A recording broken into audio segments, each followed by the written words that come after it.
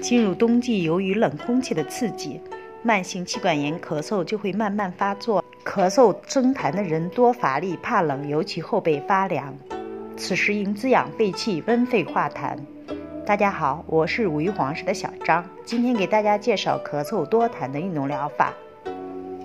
首先，我们来拍打尺泽穴，尺泽穴在肘横纹中间。尺泽穴是肘之动脉，可以清宣肺气、泻火降逆、温肺化痰。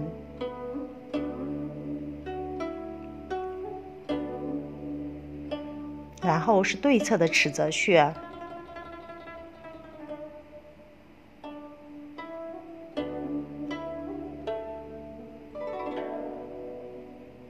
拍打1分钟到3分钟。然后我们来点按天突穴，天突穴在锁骨中间的地方，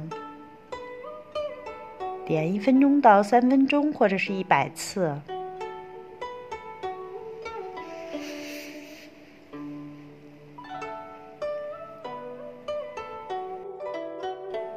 然后我们来点按膻中穴，膻中穴在两乳连线中间，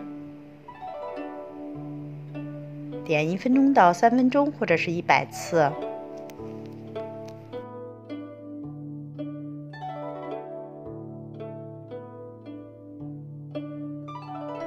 然后我们来点按天柱穴，天柱穴在后发际正中旁开1寸处，点1分钟到3分钟。然后是风池穴，点1分钟到3分钟。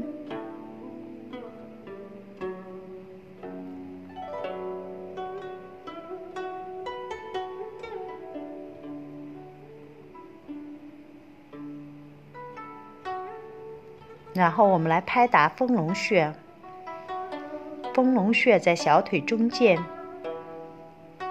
丰隆穴可以滋养肺气，对咳嗽痰多很重要，大家一定要坚持敲打。敲打1分钟到3分钟。然后我们来拍打大腿内侧，拍打1分钟到3分钟。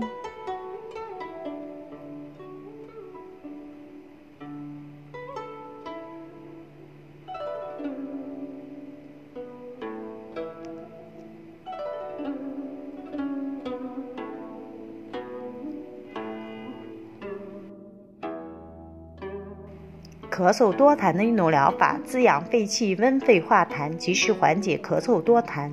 如果有用，请关注我们吧。